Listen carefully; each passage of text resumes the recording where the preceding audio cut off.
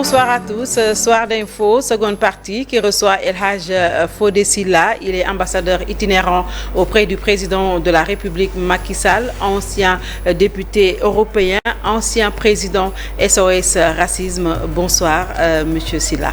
Bonsoir, Madame Binta Diallo. Oui, alors nous allons parler du discours à polémique du président tunisien qui a installé la psychose déjà chez les Africains, les subsahariens en Tunisie. Mais avant, il y a eu ce matin le décès de Ismaël Touré, une icône de la musique, pas seulement sénégalaise, mais africaine, qui a quand même marqué bien des générations. Ismaël Touré plutôt et son groupe, les Touré Kunda. Vous les avez côtoyés, il a été un de vos amis. Alors comment est-ce que vous avez accueilli le décès d'Ismaël Touré? Bien sûr, beaucoup de tristesse parce que Ismaël, depuis maintenant 3-4 décennies, faisait partie du paysage culturel international. Ouais. C'était aussi un ami et un proche. Et je suis très heureux d'ailleurs qu'avec son frère Sirou et puis son épouse Marie-Hélène, nous réfléchissions déjà à leur rendre hommage, oui. Et de son vivant. Et avec le réalisateur Maki Madiba Sylla, on s'était vu tout le mois de décembre pour aussi que les générations sachent qui a été Touré Kunda. Oui. Vous savez, moi j'avais 16 ans en France au lycée et mes copains disaient on va aller au concert des Higelin et des chanteurs français qui étaient connus à l'époque. Et moi je disais, moi aussi je vais vous amener voir les Touré Kunda. Oui. Et je pense que les Touré Kunda, Youssou N'Dour, Mori Kanté, Relema, Kumba Gawlo, tout ça, ont permis de faire que la musique africaine sorte un peu du côté purement folklorique, les rendre bancables.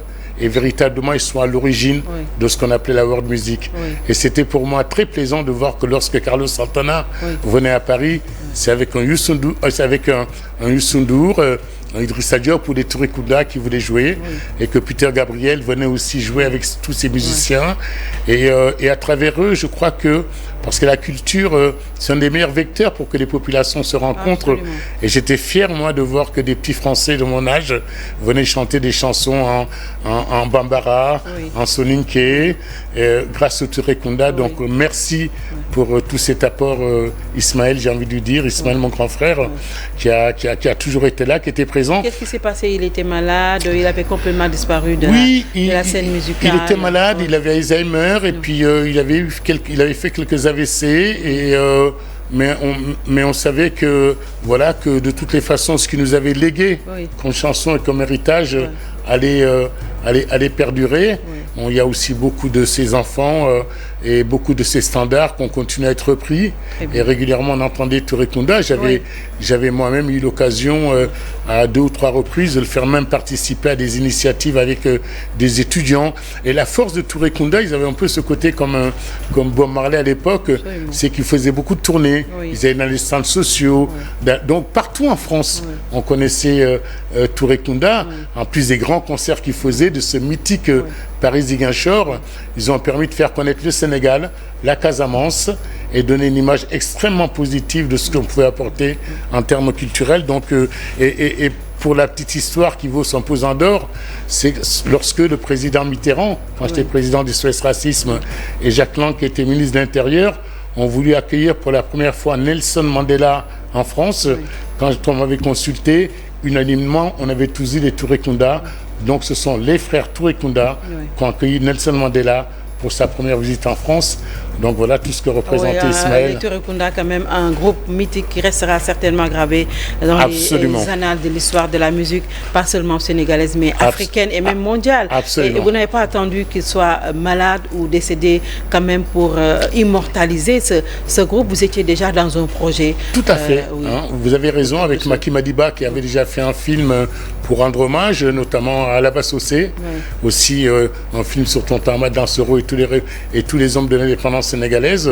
On a passé tout le mois de décembre à Paris avec Sirou à réfléchir à comment est-ce qu'on pouvait faire un beau film pour raconter ce parcours de Ziguinchor à Paris et à travers le monde et recueillir tous ces témoignages. Et je pense que ce film sera un grand moment. Donc je suis à la fois très triste de perdre un ami, un grand frère qui était vraiment membre de la famille, qui était présent dans les moments les plus douloureux, et même qui avait composé une chanson pour le décès d'une de mes petites filles, mais en même temps heureux de savoir que ce qu'il a laissé là est un héritage pour les générations futures. Absolument. On n'a pas fini de réinventer les Touré Kunda. Et on aura certainement le privilège de regarder le film à Dakar. Avec grand plaisir, et je suis persuadé que... Ça va prendre combien de temps déjà? Ça va prendre ça va prendre du temps, ça va prendre le temps qu'il faut. Moi, je suis pas vraiment dans le cinéma, mais en tant qu'acteur diplomatique, social, culturel, on crée les conditions pour que ça se fasse. On a déjà trouvé les maisons de production, et je suis persuadé qu'une chaîne comme TFM, la connaissance, sera à nos côtés pour mener à bien ce projet. Et maintenant, on fait des prières pour qu'il repose en paix. Mais il faut savoir que le président de la République a aussi de ses doux. D'ailleurs, l'ironie du sort veut qu'il soit dans la terre des Touré Kunda, dépêche notre ministre Saliou et mettre toute notre diplomatie pour qu'on et que nous soyons tous à disposition de la famille. Et pas plus tard que tout à l'heure, avec l'ambassadeur Sey et le consul Diallo, nous étions en train de réfléchir à accompagner la famille des Touré Kunda. En tout cas, c'est une nouvelle qui a attesté le monde entier et même les Sénégalais. Et nous n'avons pas fini d'avoir triste, parce que les propos quand même à polémique du président tunisien vraiment nous rendent tristes. Oui, au XXIe siècle, qu'un président africain puisse tenir quand même un discours aussi raciste. Alors, quelle est votre lecture sur cela? C'est incroyable, vous savez, parce que le président tunisien, dans son dérive autocratique, est en train de faire quelque chose d'assez ubuesque. C'est-à-dire qu'il dit grosso modo, toutes ces hordes d'immigrants qui viennent, c'est pour remplacer la civilisation musulmane et arabe.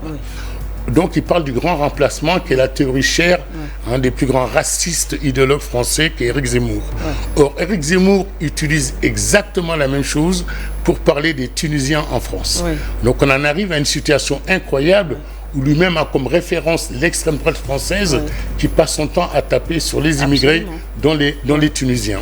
Après ça, je pense que pour moi aujourd'hui, aussi d'abord le Sénégal a réagi, et notre ministre des Affaires étrangères, Aïssata Tall Sall, a mis à disposition 2 numéros verts. Notre première responsabilité, c'est d'être aux côtés de nos compatriotes, de les protéger, d'empêcher qu'on atteigne à l'intégrité physique, et en mettant 2 numéros verts. Vous savez qu'aujourd'hui, moi j'ai beaucoup d'admiration pour tous mes amis militants, pour tous ces citoyens tunisiens qui disent la Tunisie c'est l'Afrique, et qui ont fait une manifestation monstre samedi dernier, qui vont continuer. Tous ces militants avec lesquels on a grandi aussi en France, où on a lutté contre le racisme, l'antisémitisme et toutes les formes de violence faites aux minorités, aujourd'hui sont beaucoup à manifester, à refuser ces dérives racistes, ces inspirations d'extrême droite. Ils manifestent, ils protègent. On sait aujourd'hui qu'on débarque dans des familles, on déloge y compris des Tunisiens noirs, uniquement parce qu'ils sont noirs. Donc là, on est vraiment dans le racisme pur qui vise la couleur, et il y a beaucoup de résistance. Il y avait le racisme en Tunisie, jusque-là, c'était juste contre les Tunisiens noirs, mais maintenant, c'est pratiquement ça c'est l'Afrique. Exactement. D'ailleurs, c'est souvent ça, le racisme. Vous savez... Franck Fanon disait, quand j'entends parler d'un juif, tendez l'oreille, on parle de vous. C'est une façon de dire qu'on a commencé par expulser des prêtres en disant qu'ils auraient participé à une réunion, parce qu'on est aussi dans la grande théorie du complot sioniste, et qu'ils essaieraient de déstabiliser la Tunisie. Et aujourd'hui, on s'en prend d'abord aux Noirs tunisiens, maintenant à tous les migrants. Donc il y a comme ça une course folle qui est alimentée par ces théories du complot, où on parle uniquement de 30 000 à 50 000 personnes, dont d'ailleurs pour la plupart la Tunisie est une terre de passage. Ils n'y restent pas.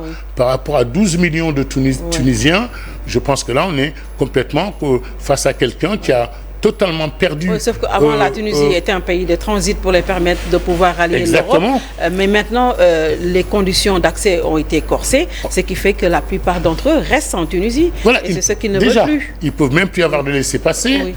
Il y a une partie qui reste là, qui sont bloqués. Alors, il faut savoir que pendant des années, quand les Africains qui passaient en Tunisie, ils travaillaient, ils participaient à l'économie, clandestinement.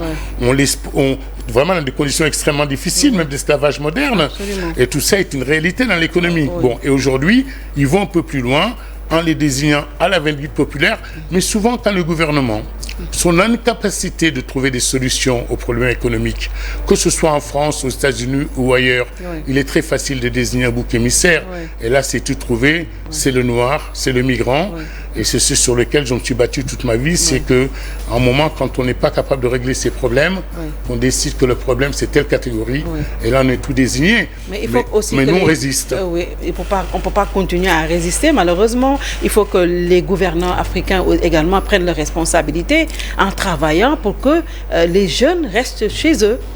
Nous avons tout quand même pour être autonomes en tout. Madame Binta Diallo, vous avez raison.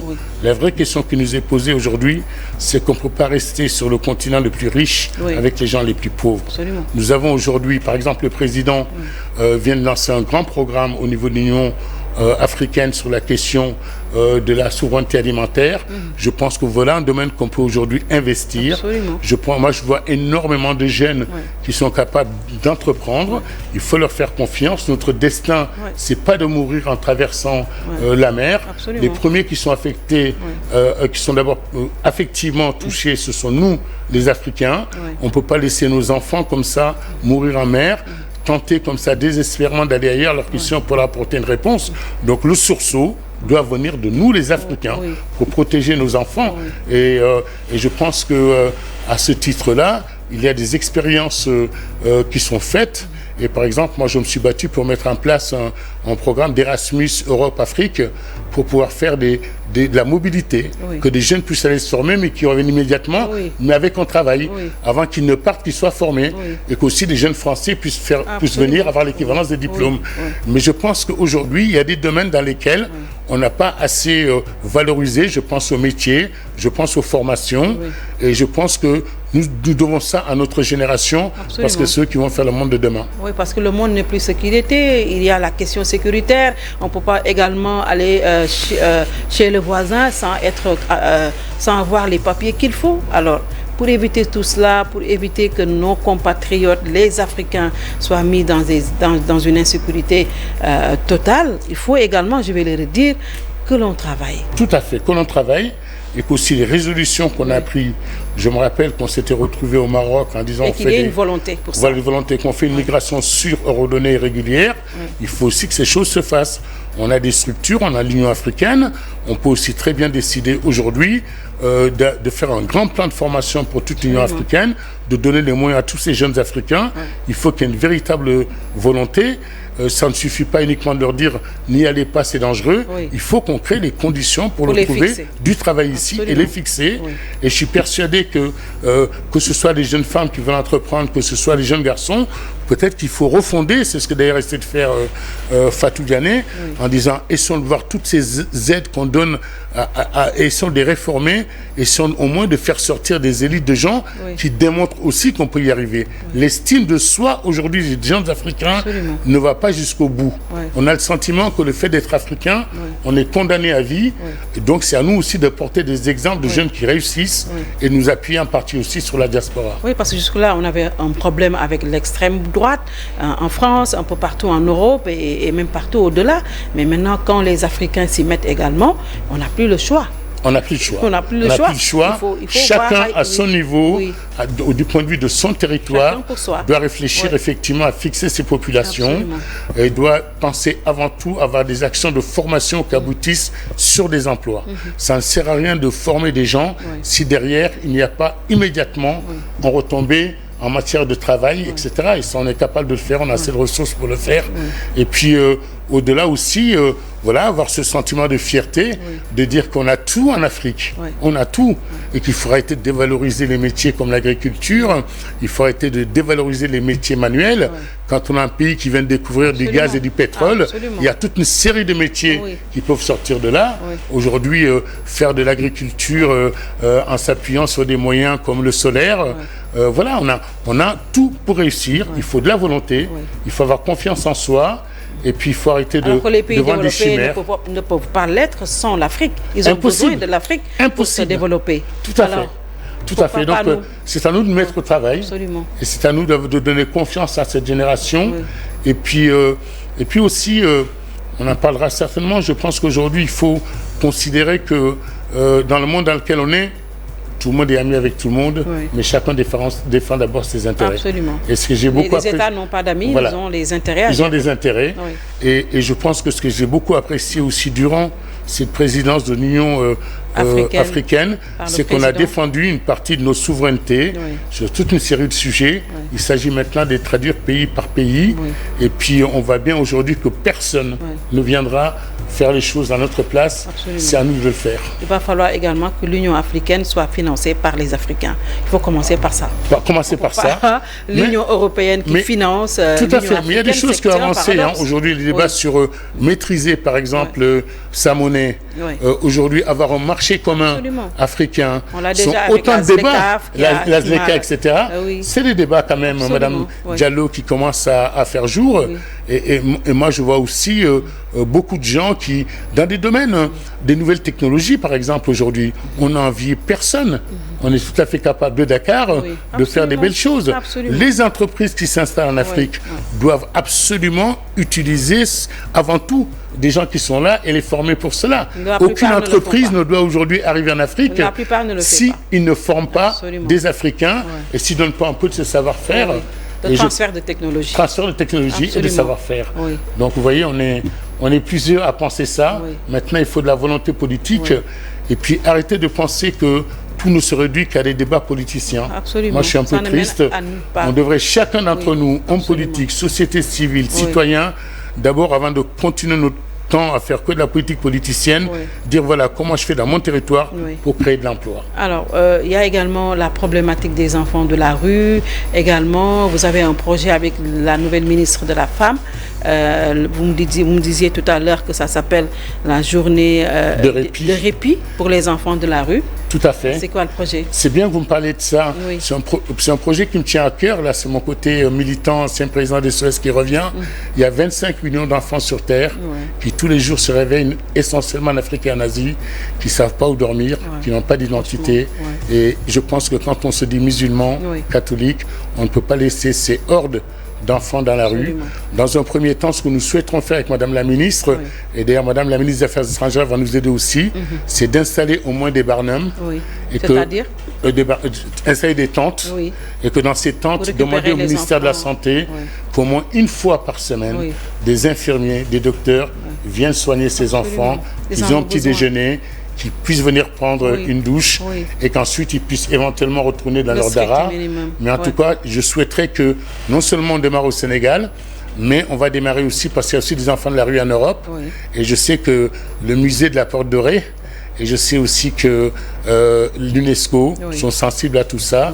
Et donc moi je souhaite que dans les mois qui viennent consacrer mon temps à réussir à obtenir au niveau des Nations Unies une journée de répit des enfants de la rue. Aucun voulez que ça enfant de soit la rue, institutionnalisé voilà, au plan institutionnalisé. mondial. Oui. Aucun enfant de la rue n'a le droit aujourd'hui Oui. de ne pas savoir où il se réveille, où il se couche et qu'il a un minimum d'assistance. Oui. C'est eux qui vont faire le monde de demain et je tiens énormément à ce projet. Je vous remercie de l'avoir soulevé. Merci beaucoup. C'est moi.